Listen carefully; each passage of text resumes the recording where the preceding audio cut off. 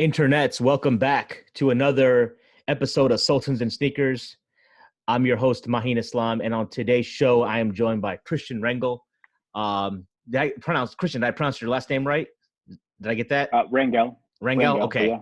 Okay, Christian Rangel. And maybe nobody knows the name, but there's a good chance y'all may have read his piece in the last week or so. So a few days ago, I think Saturday evening, I recorded a live stream called the cancellation of Nini's Deli.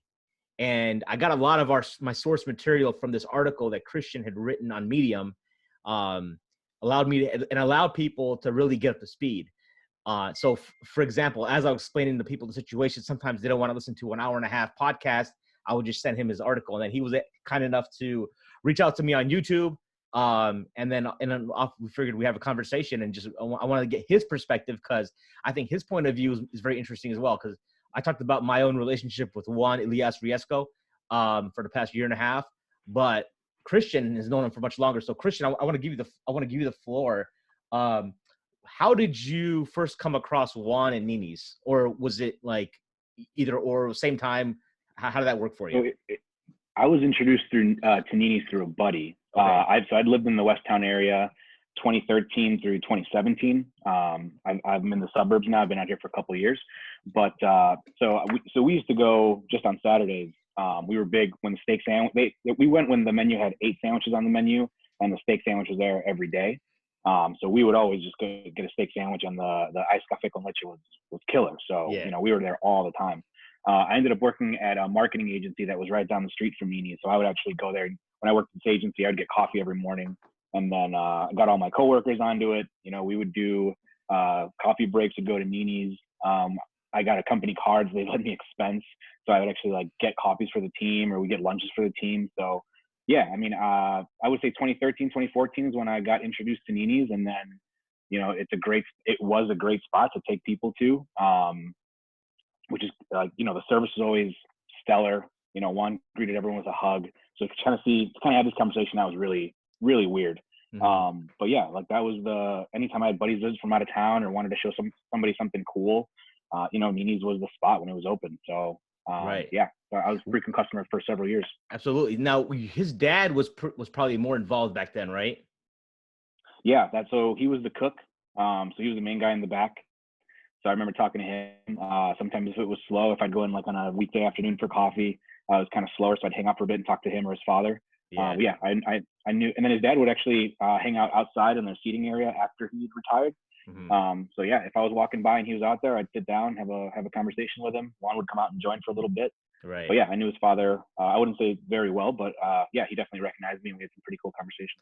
So so now as we fast forward to what happened last week, what was your first encounter that something was going like? When were you made aware that something was going wrong? Yeah, so on Thursday of last week, so this is 2 days after Blackout Tuesday. Mm-hmm. I was sent a message by it was a DM from the Instagram account Half Evil Sam, which is basically, it was a 10-slide post of all the stuff about Nini's. And Mm-hmm. someone was like, "Hey man, what's going on here?" And actually I was just staying offline, so I had no idea what was going on. So searched to Twitter, started seeing some really crazy stuff being written. This was before any of the live streams, so this was Mm-hmm. when they were just pretty much silent, or answering on their Instagram posts to the effect of "All lives matter." Mm-hmm. So on Thursday I started writing this piece. It didn't come out till Friday, because literally all day Thursday I had wrote this piece to defend Juan and Nini's, because I had been seeing some crazy things online, and I was like, "There's no way this is true." And a lot of it still is unfounded. There were some really extreme claims that to this day are not true. Just I think it was just people writing stuff to get it out there as opposed to it being true. And so yeah, so I'd started everything on Thursday. It was originally a piece to completely defend him based off my personal experience with him and his family. But once I tuned into that Thursday night live stream, I don't know if you guys had seen that one. Yeah, I did. And so that's when kind of everything just kind of fell off the rails for me. And then by Friday morning, I was like, okay, let's make this more of a timeline. I will no longer support them, but maybe there are people that will. So let me just kind of make a timeline. But as the hours of every day went by, man, it got worse and worse and worse. And yeah, they unfortunately dug themselves into a hole that they'll probably never get out of. Right. Did you at any point in time, were you in communication with him last week? I had sent him 2 texts last week.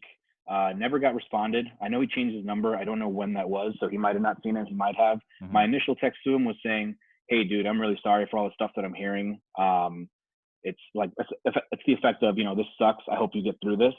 And then on Friday, when I released the piece, I sent him the link, and I go, "Hey, Juan, just letting you know, man, I'm being fully transparent with the timeline of events. If there's something you'd like to add to this piece, I'll put it at the very top." Yeah. And this is before I got into traffic. I didn't know that the article would blow up like this. But right. Yeah, I sent him that too, and then no response. So he might have changed his number by that point. I don't know. I think he changed his number Friday afternoon, evening-ish, I want to say, because the last text I got from him was Friday afternoon. Because I had originally come across, so for me, I want to just reiterate if people didn't catch the first show. So the Blackout Tuesday didn't really catch me. And I mentioned on another podcast as a side point that I blacked out my Instagram for Blackout Tuesday. But then later I did a podcast, I think Tuesday night with some guys talking about like allyship and BLM. This was again over a week ago now. And I was like, I felt pressured in some ways to black out my Instagram without understanding what was, because there was a lot of people who were commenting from the Black community even that like, hey, you guys are not using it the right way, or there's other stuff going on. And is this an agenda to silence people while they're like doing all this stuff today? You know what I mean? So it kind of got me, I left my post up, but I was still thinking about it. So I don't know what was going through his mind. I know there were some people upset about the Blackout Tuesday, but it didn't seem to be like viral. Wednesday evening, I got a text at about 7:30 p.m. from a friend of mine who also goes to Nini's. And he was like, "Hey, you see what's going on Nini's page?" And I was just checking. Again, it was just people commenting and upset that he wasn't taking like a hard enough stance and asking for like a stance, right? And then that's when I first texted him, and I was just like, "Hey, and I could when I first saw the stance about he seemed hesitant to support the Black Lives Matter organization, and I distinguish again between the Black Lives Matter, the cause, and the organization as two separate entities, right?" Him hesitant of that, I kind of understood he was coming from off the bat, like right away. I was like, all right, this guy, he's Christian. I know they probably have an issue with it. And this is before I'm seeing anything from the church. I text them like, hey, I see you were going with it. Let me know if you need anything, right? And he didn't reply to me. And then Thursday, before the live stream, I texted him again or something, and I forget. And then he replies, like, "Oh, sorry, who was this?" Like, "Oh, this is Maheen." Like, "Oh man, appreciate you and everything." And then we got talking for the next 24 hours. But then again, after Friday afternoon, I didn't hear from him again. So yeah. So I'm really curious to understand your perception of how he's transformed, at least in the last 7 years. Okay, because what's the backdrop of all of this is like Juan's religious beliefs. That's essentially a huge central figure of how he's conveying it, the involvement of the church. And as far as I know from his story, and we never really dug deep into it, he would share some things here and there that, because I asked him one time, where's the Lebanese side of your family? Like, where is that? Because I've heard him hit that sometimes. Yeah. He's like, that's his paternal grandmother, right? So his dad is Jose. Jose's mother would have been Lebanese. So Jose was half Cuban, half Lebanese. And he said his dad grew up Muslim. And when I last spoke to him about his dad's religious views, it's maybe about, 6-7 months ago, he was like, he hasn't really been, he's kind of like, he believes in God, but doesn't like ascribe to anything, but we're still working on him to get to Jesus kind of thing, right? 2013, though, by the timeline, seems to be before he even probably practiced Christianity. And I remember seeing a random picture on his old Instagram once where he had like a chain with the Allah, in Arabic, God in Arabic, like a medallion. So I don't know how he I don't know what his, like, how he was. He talks about how he lived a pretty, like, by his accounts, a kind of like a hedonistic lifestyle, so to Yeah. speak. What was your experience with him on that level? And how did that like transpire over the years? Yeah. So over the years, like religious wise, we never really got into those discussions until just this last year in the Okay. fall. Mm-hmm. Initially, I had always known him to be Christian, and I'd seen kind of just posts, so things kind of from afar of, hey, we're going to my church and are going to Humble Park this weekend, and we're giving out free food for like different festivals or praise or something, or he's doing a free event with his church and they're giving out merch or something.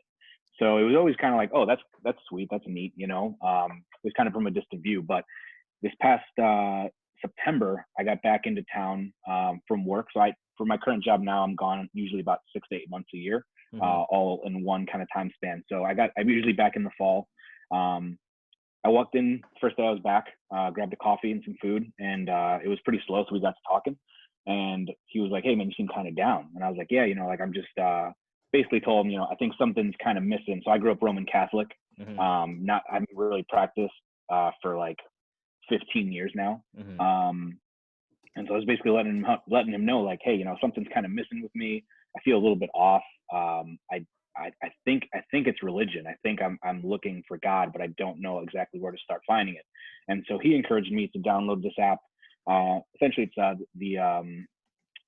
the Bible, where you can like highlight different passages and leave notes, and you can share it with people.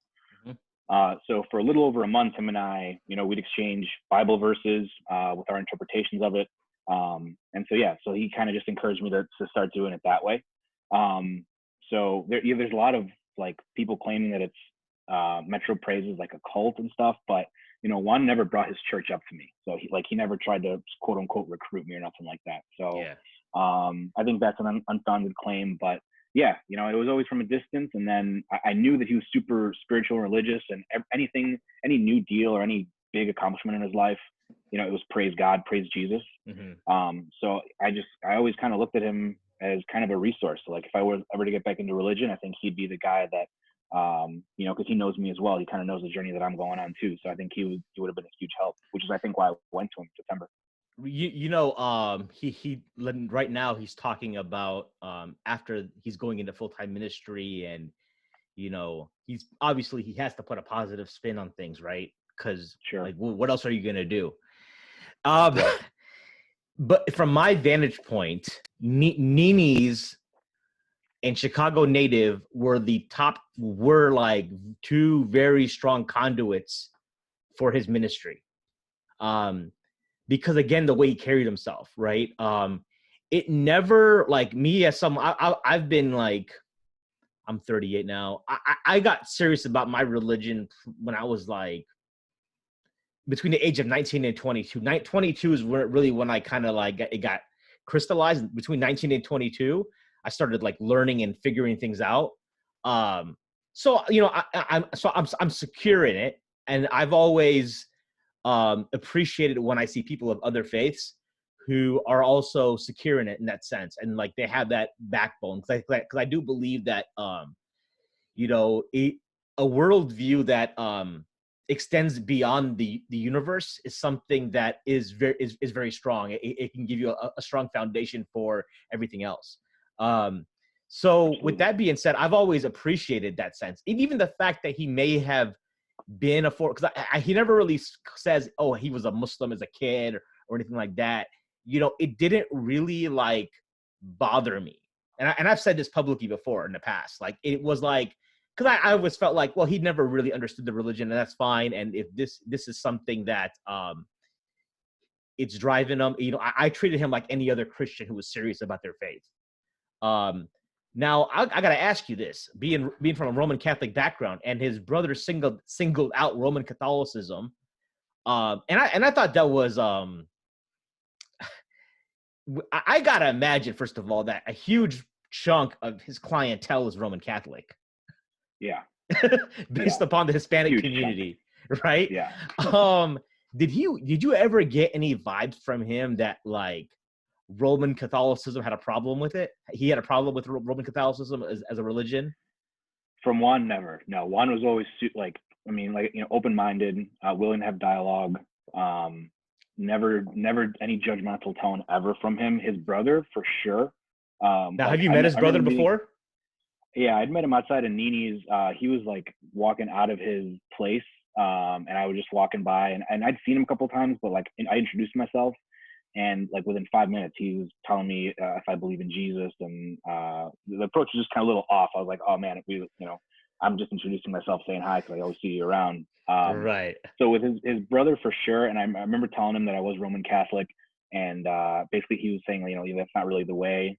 He's like, there's a path for this, and I was like, I just gotta get to work, dude. So I kind of excused myself and kept walking to work. But yeah, from Juan, never. Which is why even with the live streams, when he was on the mic, he was agreeing with his brother, but a lot of those things I had never seen him say or even express a belief in that. So now people seem to have, and I think, like I said on the previous episode, that people had an understanding of that he was Christian. There was no doubt about it. It's on his Instagram. Yeah. Like you said, anytime he got a deal, the Nike deal, Molly's Cupcakes, Bang Bang, it's always praise Jesus, praise Jesus. There's no doubt about that. But I felt like people but that's what caught me off guard about like the position, the screenshot from his church and them calling the church like a homophobic, Islamophobic cult. And I'm like, for me, it's hard. From my point of view, it seems like people who are saying that don't understand like proto-Orthodox Protestant Christianity. What's your take on that? Are people just missing the point? Yeah. Okay. Yeah, no, I agree wholeheartedly. Yeah, I think that was just like one of several wild things that people were writing just to kind of get it out there. Yeah, no, I agree 100%. Now, but the thing is though, and that's kind of where I'm looking. I'm trying to talk to people, and like I said, I've messaged Joe Wyrostek or whatever his last. I can't get it, but we had some dialogue back and forth offline because at the end of the day, like what is going on in Metro Praise is something that's, I think, is a legitimate concern for any like religious institution. Okay, as he himself said on his live streams that we have if people found out, like, for example, what was being said in some of our mosques. Now, granted, you're not going to go into a mosque and hear like a Friday sermon about like abortion or like LGBTQ, right? It's not going to be the forefront. And the thing that I feel that a lot of, like people like Jose, for some reason, there is a way you speak to people about these kind of things, right? Like Juan knows how to do it. Juan wears it on his sleeve, but he's just a nice guy, right? Yeah. And then when something good happens to him, you ask him a question. Like I'd ask him a question about like, how did you decide to take Nini's in this direction? He'd be like, oh, the Lord came to me, et cetera, et cetera. So, I was just like, okay. So then that's what I meant by he's the conduit. So now people, what they see, they walk into Nini's Deli, they see amazing customer service, this happy-go-lucky guy. He's being really successful.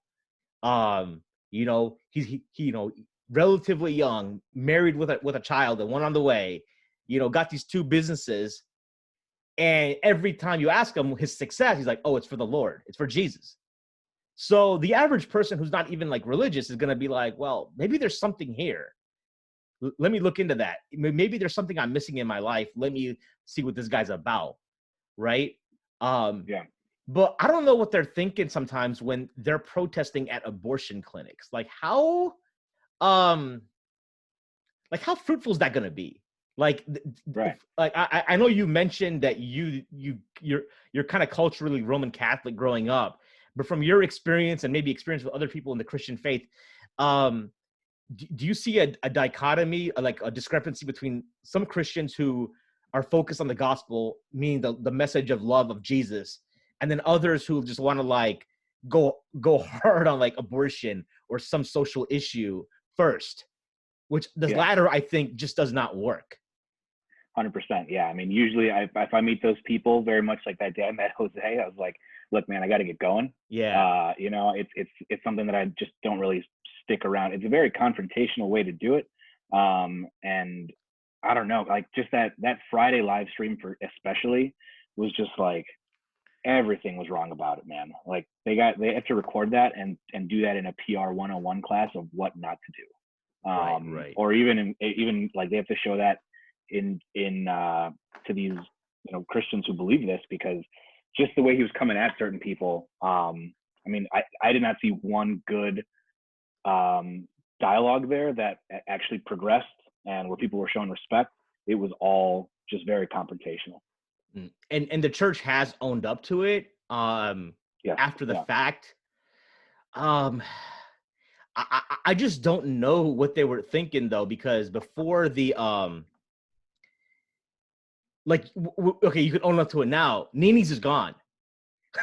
Like, right? What do you like? I mean, like, what are you going to do? I mean, and that's, to me, it's got to be like, that's why I say I use the case study term in the previous episodes, that, you know, these other religious institutions need to like really take notes on and just be like, not only learn like at one end understand like the reality that you could, okay, so because they're saying, because now the GoFundMe that I think Juan's sister-in-law is organizing, it's under the guise of religious persecution, right? Yeah. Let me ask you that. Do you think they're being punished for religious persecution or just for being idiots? 100% being idiots. 100%. This could have all been avoided on that initial Thursday night live stream. Mm-hmm. It could have been a 15-minute Q&A with Juan. Yeah. Instead, people tuned in wanting answers, and we had to suffer through an hour and a half sermon.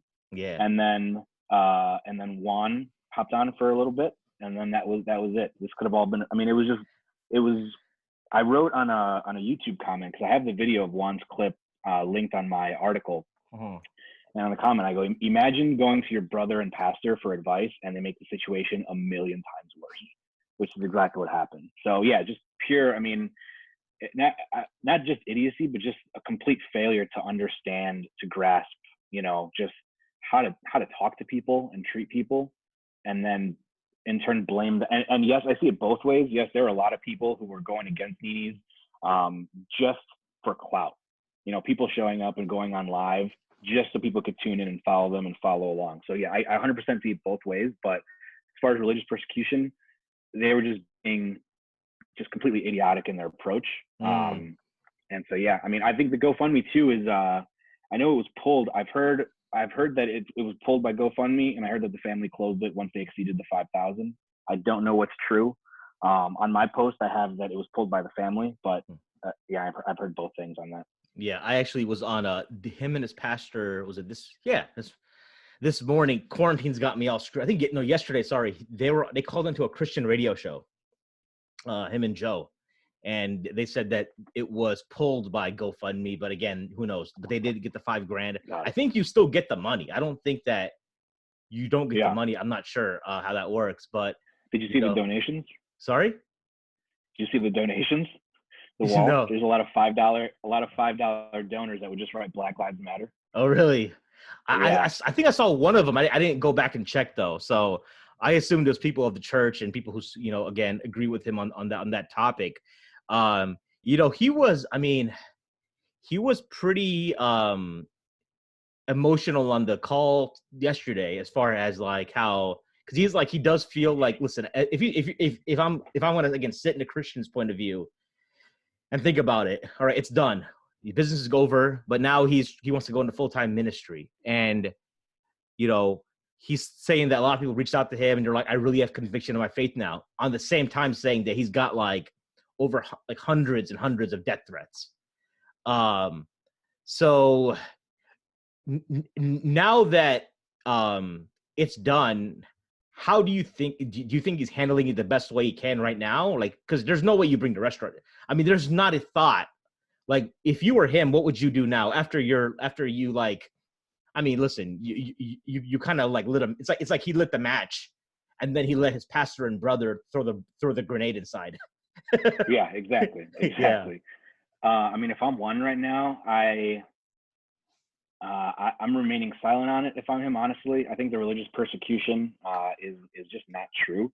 I think it's more people are reacting to the way that they were treated by the brother and the pastor. Mm-hmm. And they were essentially a smokescreen in front of Juan. Juan was hiding behind these guys the entire time. And yeah, so I think it's just a reaction to just that kind of pure hatred that these guys were spewing on a microphone, and then on that initial Thursday night live stream. So if I'm him, man, right now, I stay quiet. I focus on if he's going to do ministry, awesome. Like, go for it. Do that 100%. And yeah, I mean, I don't know that there's any way that he can come back in the near future, So it's like, you just got to hide for a bit. And then if you want to start another clothing line or something down the road, possibly people might support that. But for the very foreseeable future, there's just no way he's getting public support. Right. Did you, again, the last 7 years or so, did you see an evolve? I know you said you didn't talk about your religion with him since the last year or so, but in just how he carried himself, did you see a change over the last 7 years? Or has he always been this really happy-go-lucky guy when you showed up to the shop? No, he was always consistent, always happy-go-lucky, always greeted you with the hug. I used to joke that like Nini's was a really good first date spot. Yeah. Because 100, no matter, you're in with the owner, they treat you great. The food's presented very nicely. And like, if the girl wants an Instagram post, you go to the wall, you take the photo of the wall. Mm-hmm. But no, like the customer service and his attitude, always 100%. Like, he treated everyone like family.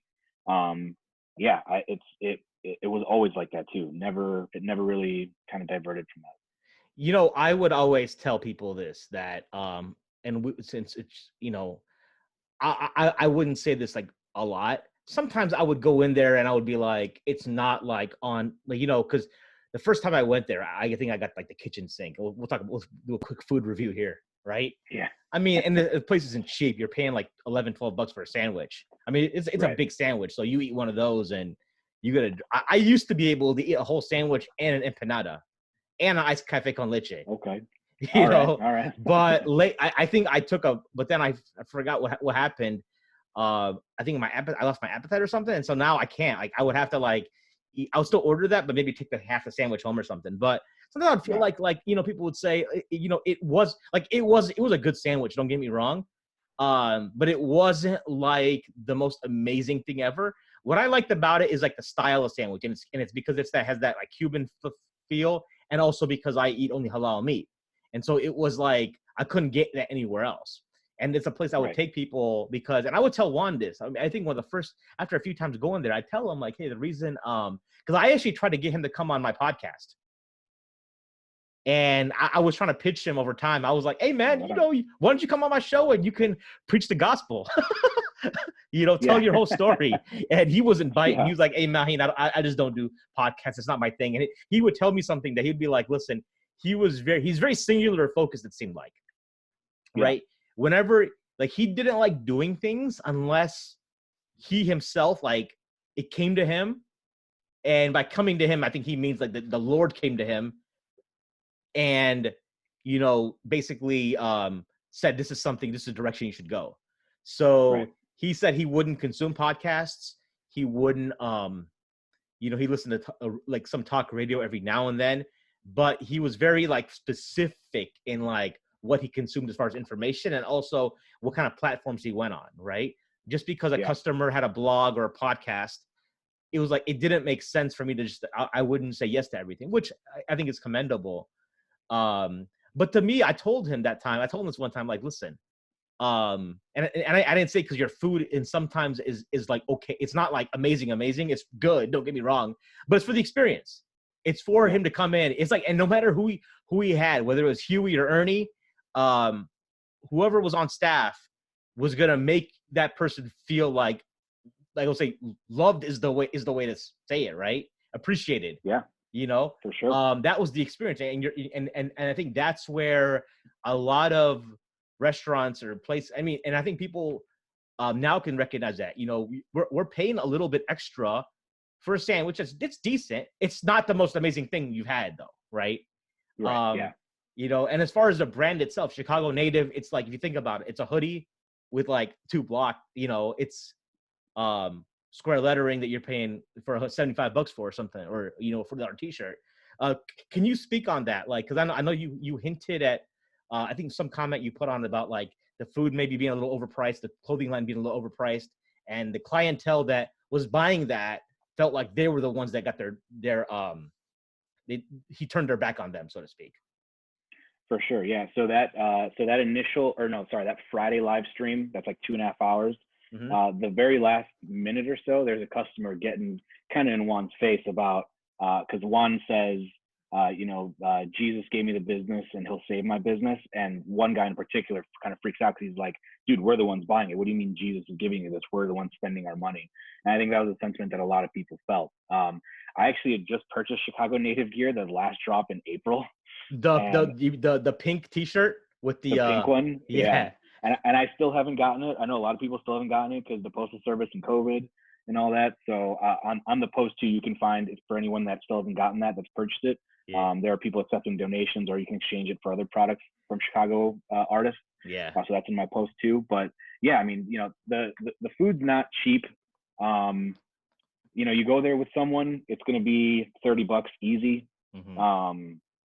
The gear itself, like the shirt that I bought was $48 all in. On I hope I don't butcher it, 2048.c, which is an Instagram account for a Chicago business that kind of highlights merch from Chicago artists. Yeah. There was a jacket, the green Chicago Native jacket they posted was like 150 or something like that, or 160. So I mean, yeah, this stuff's not cheap. I mean, I think a big part of his clientele is like that starving artist, that kid who's kind of hungry and wants to make it, but like they don't have $150 to drop on a coat, or $50 per t-shirt, right? Yeah. So I mean, yeah, stuff's overpriced for sure, but it was like, I even used to buy, he would have an all black, I think it said West Town. It was like a circle crest here, and then it had Nini's Deli on the back. He would sell those in the store. I bought a ton of those, and they weren't cheap. But yeah, it was overpriced, but people, like, we supported this guy. We rallied, the whole neighborhood rallied behind him. Every deal that he had was awesome. I'd never even heard of Bang Bang or Molly's, but I went to both just to check out Nini's stuff. Mm-hmm. So yeah, I mean, it's super overpriced, but again, I don't think people really cared. They just wanted to show support. They didn't, yeah. And in the scheme of streetwear, it's not like you're paying like, I mean, there's streetwear in that niche that's probably a lot more expensive, Sure, yeah. I was gonna ask you, as far as the halal meat controversy went, I think you heard what I may have said the other day. Do you find, like, and I did a live stream with another friend of mine on Instagram. Have you found any validity to that, like, accusation? Because the way I've seen it is that, like, I think people just conflated the fact that some of the halal food restaurant apps kicked Nini's off their app, and then equated that to being him not having halal meat, like, for the last X amount of time. Any insight on that? I've seen zero validity to it. I've seen zero, like, I know that there's one lawyer who's wants to do like pro bono work for people that might be interested in suing him, but I know Juan said himself on a live stream that he's got all the paperwork for it to prove. He did admit that, I think it was a few years ago, for 1 week they didn't have halal meat. Mm-hmm. But to say that it never was, I haven't seen any proof. And I mean, I'm talking to a lot of people that are kind of in close. I'm trying to get updates for this article, because I do feel like a lot of people are going to this piece for just the best insight possible. So yeah, I haven't seen anything that like confirms that. And everyone wants to know what happened to Huey, because Huey just fell off the grid. Do you have any insight there? So from what I've heard from people, that he went to the protests. Juan was not supportive of that, and I guess they had a falling out because of that. I have seen a lot of really like the accusations against Huey. Yeah. Of being like kind of like a little too comfortable with the ladies, if you want to put it nicely. A little comfortable with the ladies. Yeah. A little too comfortable with. I've seen one in particular of an underage girl that said that he was kind of sliding in her DMs on Instagram. Mm-hmm. I'm actually working with another writer here in Chicago. We're working on a piece about Huey. We'd like to do a follow-up and get some some cases from girls that claim stuff. Whether that will come to light or not, I don't know. I don't really know, like, legal wise. I don't know how in the clear I am with something like that. So We are working towards it because there are a lot of claims out there for sure and a lot of really bad stories. But yeah, I mean, I think for something like that to come out for you, and somehow it's hidden behind this whole mess of Nini's, right now I think he's a really lucky guy because it could have been a lot worse for him. Wow. As we look forward, we talked about how Juan's handling the situation. I know you commented that you don't see much. Like I'm a half glass full kind of guy, right? So I don't put it past anyone like even Joe or Jose. That's why I try to get a hold of Jose because I wanted to have a conversation. I wanted to like at least engage with him online and then like maybe meet him in person. I will make sure he doesn't have COVID anymore, right? He doesn't have any corona. Yeah. But yeah, Zoom might be the best option for him. But I was just curious about the mindset. Like there's this like and maybe this is the faith side of me coming out, is that like you see a lot of people change, right? What was your I know you believe that Juan in general is a good guy. That's the vibe I got. He just got led astray by his brother and his pastor. But why would you think that the brother and the pastor, I know on the surface it seems like these guys are like so far off, but they couldn't like be reformed themselves in a way? I just think that they've said such extreme things. For like as extreme as I think the things that they've said are, I know that they think my views are just as extreme. So it's like when you talk to someone like that, it's like, all right, dude, I'm not convincing you, and I highly doubt you're going to be able to convince me. I think that especially within that community, when that's your biggest community and all you guys are constantly reinforcing each other every week, I think that's super powerful. So for them, I think it's a lost cause for both of them. Personally, that's on me. And hey, if in 10 years I'm wrong, awesome. Like that's better for the society if I'm wrong. Right. Juan is 100% a good dude. I do believe he's been led astray by these guys. Throughout those live streams, everyone was speaking for him. People that I never associated his brother or that pastor with Nini's ever, and yet these guys were here, speaking for Nini's. And I was like, dude, I've never even associated you with this restaurant or the Chicago native line at all. So, I think Juan's a good dude. I think that it's kind of a shitty situation. I don't know what he's doing or what he's feeling right now, but I do think he's been led astray, man. It's a really unfortunate situation because, like I said, he's always a super nice dude. I've never.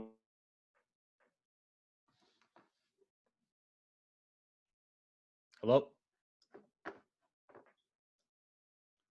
Did I lose him?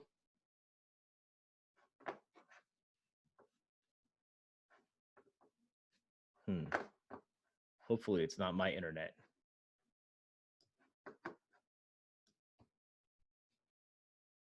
Let me text him real quick.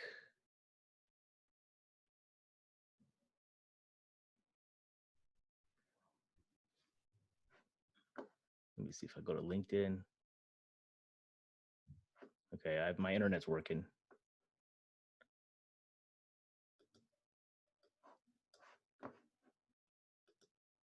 All right, we'll wait for him to come back on.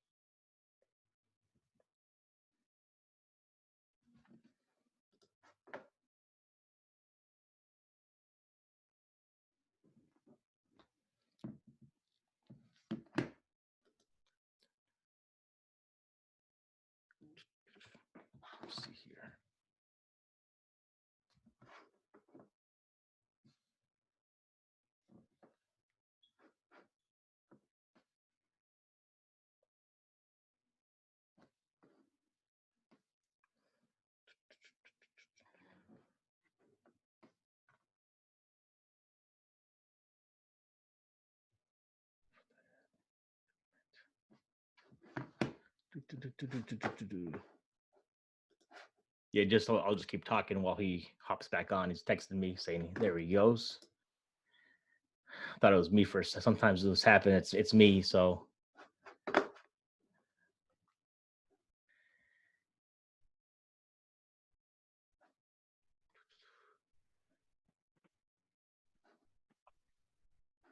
you back?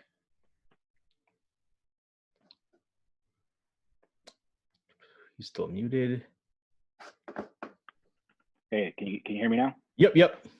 Okay.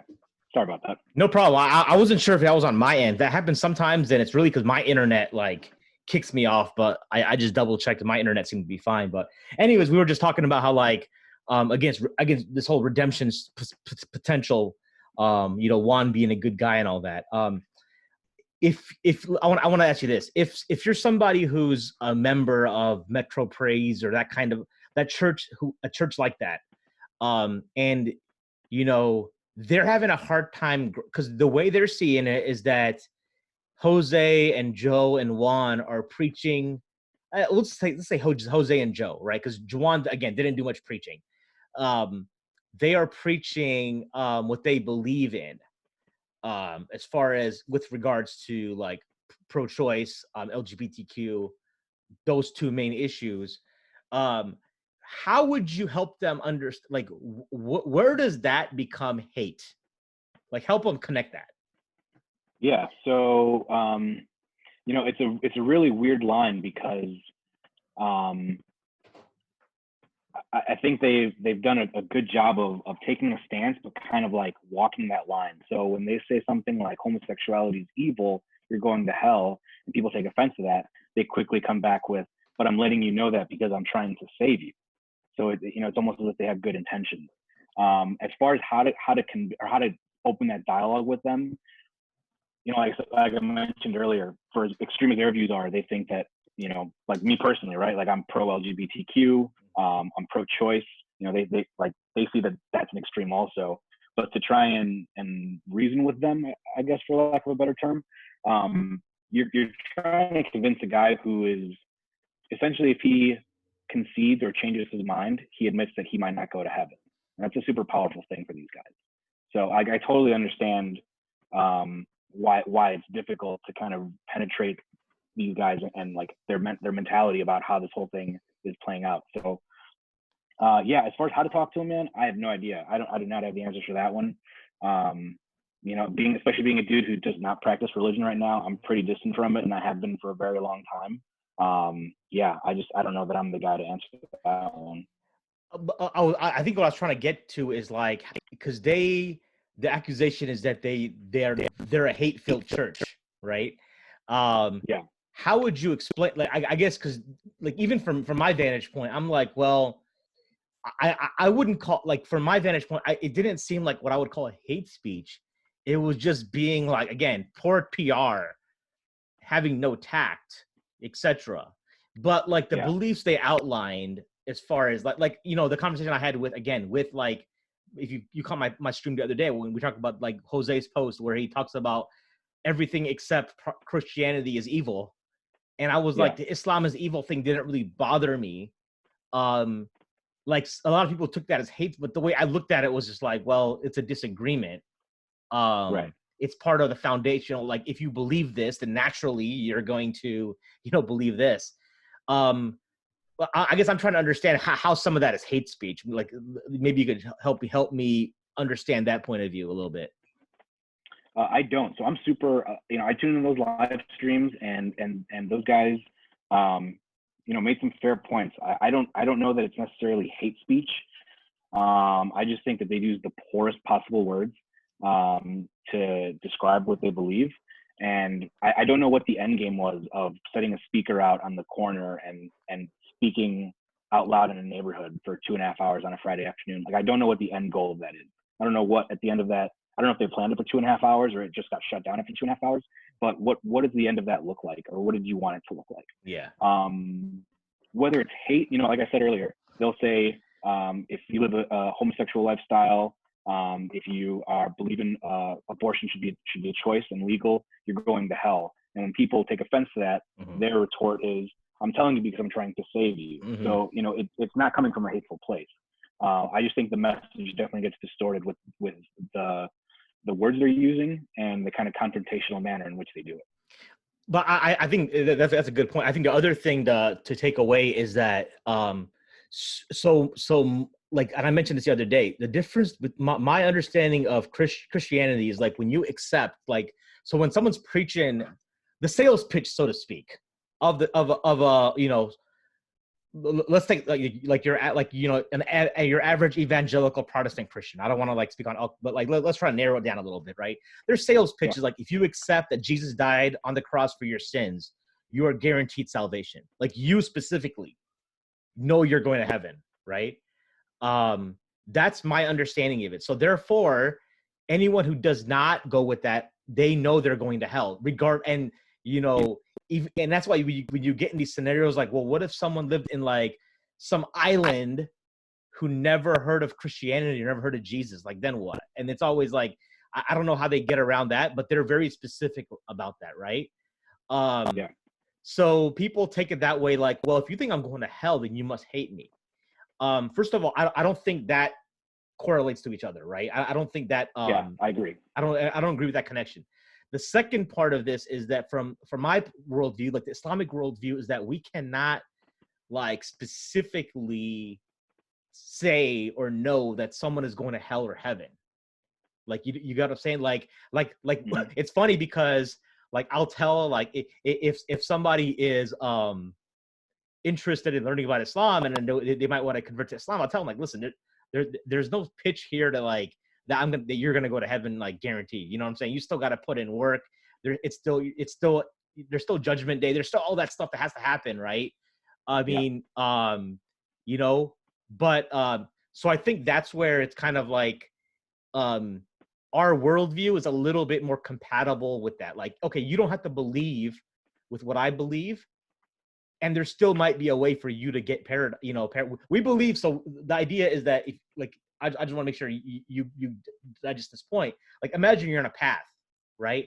There's a path to get you somewhere, right?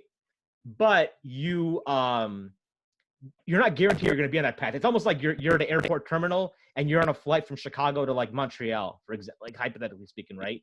You think you're planning on going to Montreal, right? But you don't know if you're actually going to get there until you're at Montreal, because your plane may never take off. It might blow up on the way there. Something might happen. You know, who knows, right? They might kick you off the plane right when you're boarding for some reason. So that's the difference. I think that nuance, because that's for someone to grasp that. I think from my point of view is like, all right, well, this is how I can navigate some of that stuff where. Because people come to me like, how come, you know, a very simplistic view of, like, I remember I was talking to a friend of mine like 8-9 years ago. He was like, why do you guys all hate each other? And I'm like, what do you mean? Like, why do like Muslims and Christians, Jews all hate each other? Like, all these different religions, they hate each other. I'm like, who says they hate each other? And I was like, well, you believe they're all going to hell. I'm like, well, that's not actually true. I mean, I believe their religion is a path to the hellfire, but not that individual specifically. And secondly, just because I agree with that doesn't mean, like, because I mean, like in the Islamic faith, like, we can we intermarry between Jews and Christians. It's not a big, you know, it's there. Like, you're gonna tell me I'm gonna be married to somebody and not love them even though they're of a different faith? You get what I'm saying? Right. So I think there's a lot of things that like get lost in people maybe not having understanding of some of these epistemological issues that are kind of like creeping up here. For sure. Yeah, absolutely. That was very well said too. It's, you know, that was the big thing that Jose was pitching on me that day that I met him, man. It was like, you know, he brought up Jesus within minutes and was saying, you know, if you accept that Jesus died for you, you're able to go to heaven, you're guaranteed into heaven. And then he was just pitching me on Metro Praise. So that, like, just that whole, like you said, elevator pitch, I don't know. I mean, I'm imagining it works on some people, you know. You know, it's I just don't see how, you know, there's a what was I gonna say? Like, it's almost like he's like, you know, you cross this path and he may never see you again. and he better preach, and he's worried about like, oh, if he dies and Jesus asks him like, hey, how come you never told Christian about me? Yeah. Yeah. You know what I'm saying? Like that's probably going through, I don't know what's going through his head, but there's just, but like, but I empathize with that mindset because I used to be like that. Like when I was in college, we used to like, I used to run the Muslim Student Association, which is like this pretty large student organization at Ohio State. That's where I did my undergrad. And we had a fairly decent sized Muslim population. And I would think about, and I was like, I would have run it completely, being now I'm much older and knowing, you know, and, you know, understanding different perspectives. Back then, I was like the equivalent of an evangelical, like a right wing metro. Like if there was a Muslim guy, I was like that. You know what I'm saying? Like similar. Yeah. So, and I would tell people on my board, like, listen, these people, some of these kids, they came in, they grew up Muslim, and they grew up in the small backwards town in Ohio. They never knew anything. They came in here. We got 4 years with them. We have 4 years to fix them. And if we don't get them now, they'll never get them, because then they'll get into corporate America and then they'll sell their souls there.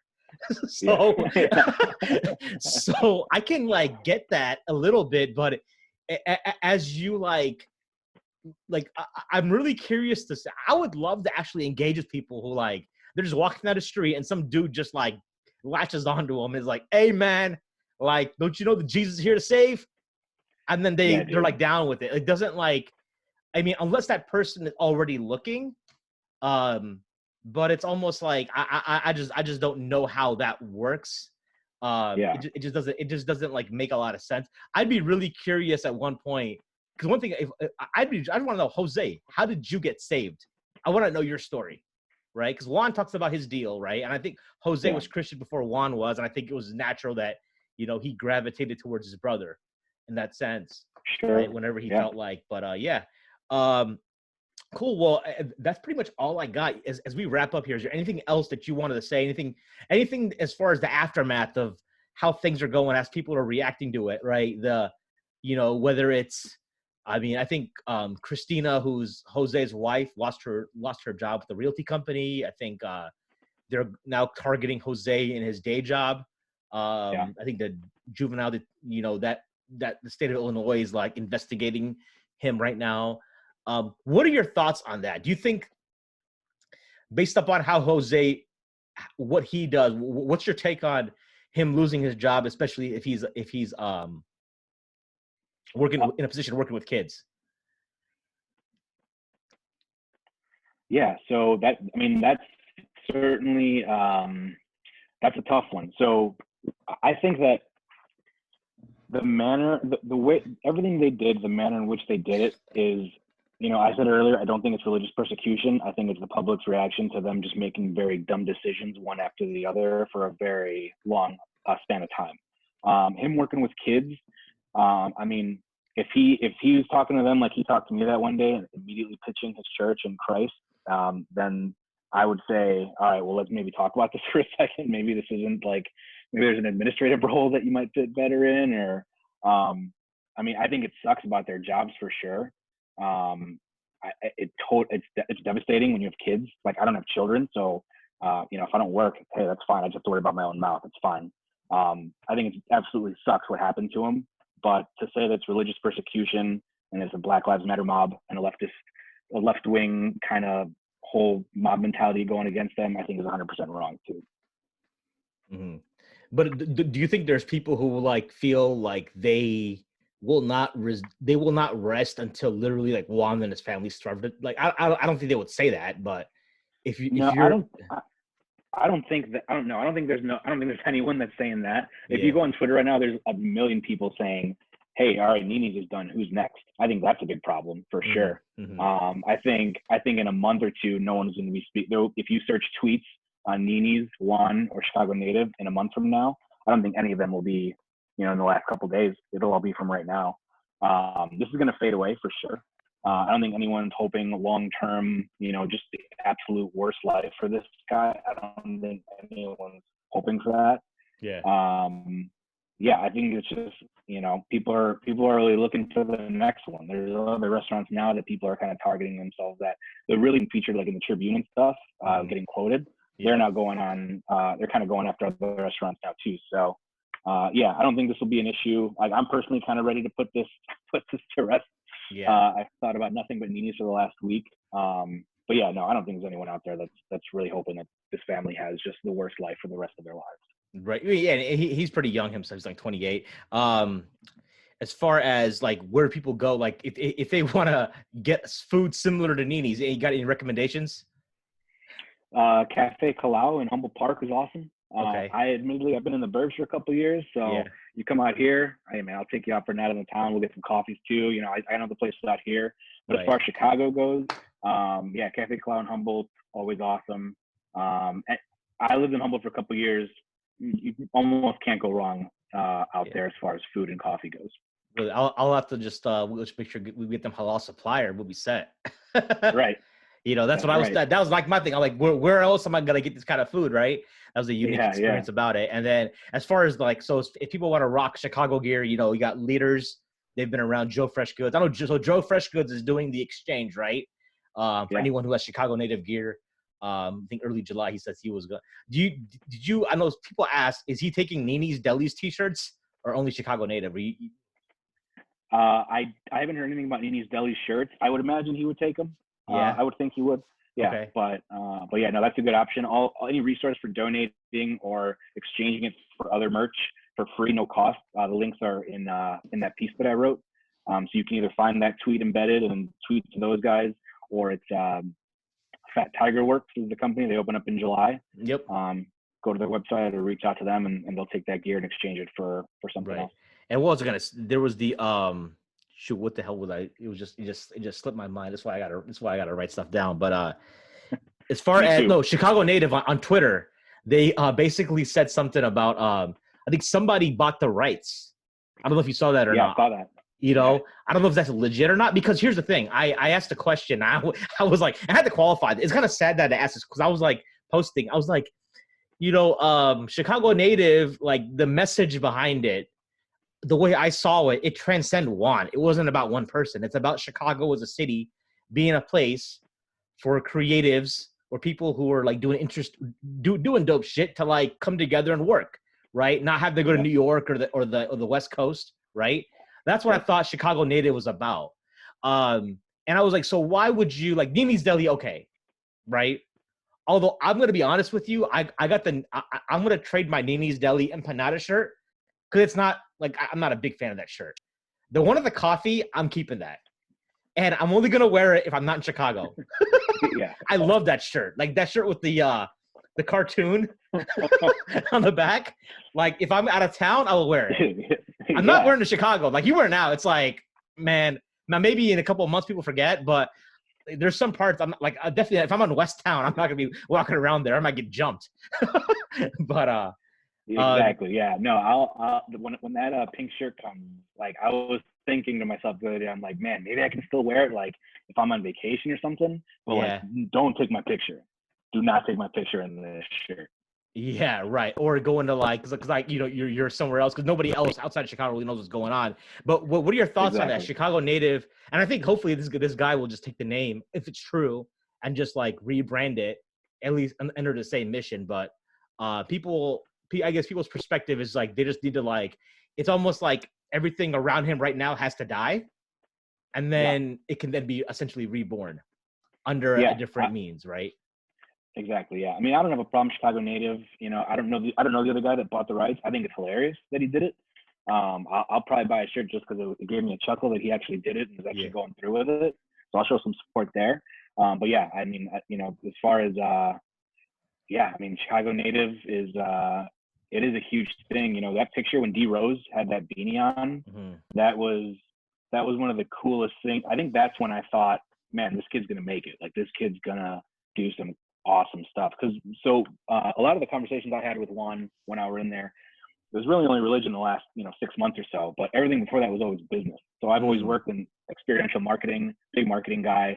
He was always asking me questions about marketing. He wanted to do a collab with Illinois Lottery because I remember back in the day at their corner store they had a mural that they hand painted, and the Lotto did a news story on them.